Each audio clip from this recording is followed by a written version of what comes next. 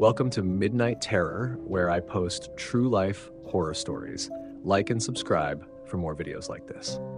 It was a wind-torn night on April 25th, 1973, when 52-year-old Henry McDaniel and his wife finally settled into bed in their modest home on the edge of Enfield, Illinois, site turn search 00.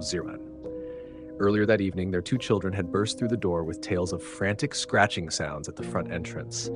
Innocent enough to brush off as raccoons or stray dogs, site turn turd search 1. But when a guttural scratching echoed again, louder and more insistent, Henry's unease spiked. Grabbing his .22 rifle and a shaky flashlight, he crept toward the door and paused to listen. The wind whipped through the leafless branches outside as the scratching returned, this time slower, deliberate, as though something was testing his resolve. Site turn search 3. He cracked the door open an inch and swept his beam across the yard. That's when he saw it. A squat, gray silhouette hunched between two rose bushes, its dual pink eyes glowing like miniature lanterns in the darkness. Site turn search 5. It had 3 legs on it, a short body, 2 little short arms, and 2 pink eyes as big as flashlights, he would later tell reporters. Turn search 7. The creature stood roughly 4.5 feet tall, its skin textured like coarse suede.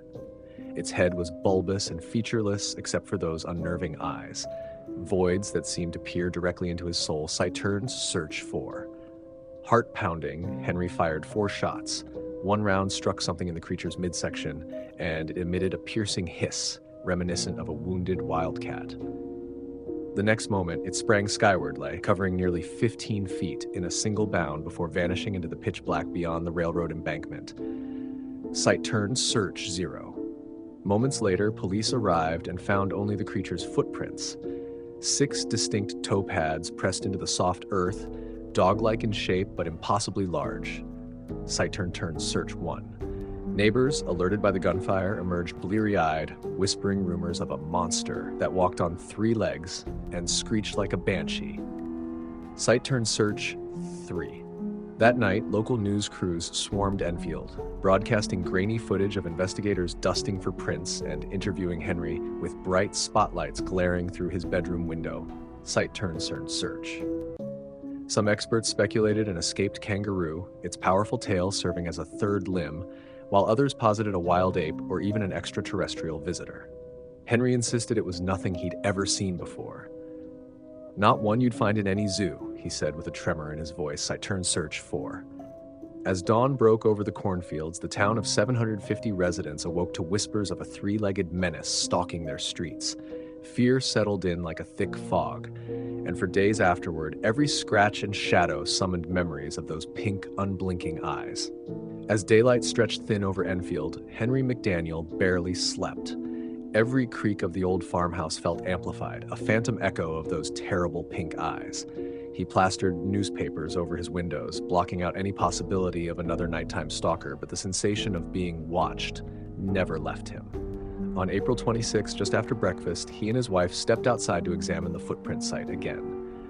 The 6-toed tracks were still there, though now partially filled by dew, and they led straight toward the abandoned railroad embankment that bordered their property. Determined to confront the source, Henry followed the prints along the embankment path. He carried only his flashlight and a pack of rifle shells, though his hands shook as if he'd gripped the gun all night. The tracks ended abruptly at a tangle of briars, and beyond that, the sagging culvert beneath the tracks. He crouched, peering into the tunnel's black maw. That's when he heard it. A low, rumbling growl that reverberated against the concrete walls. His pulse thundered as he shone the light inside, illuminating rows of discarded trash and the faint outline of something crouched at the far end. The creature's eyes glowed again, smaller but unmistakably pink. Henry's breath caught in his throat. He traded his rifle for a fallen branch and, in a voice hoarse with fear and fury, called out, "Show yourself!" The growl answered him closer now. He braced for a spring.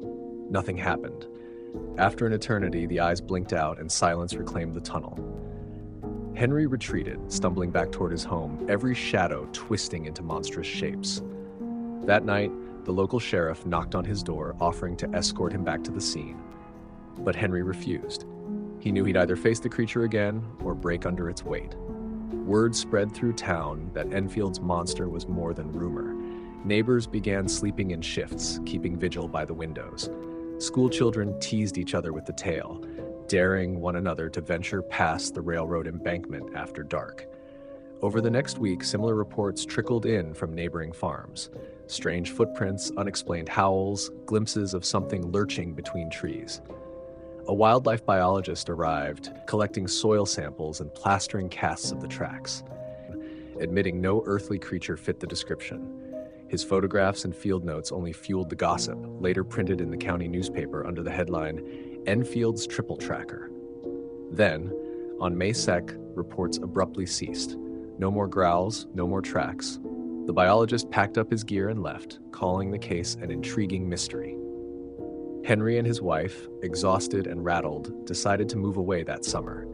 They sold their house to a distant relative and left Enfield, seeking peace in a town where the nights were quiet and the woods unremarkable.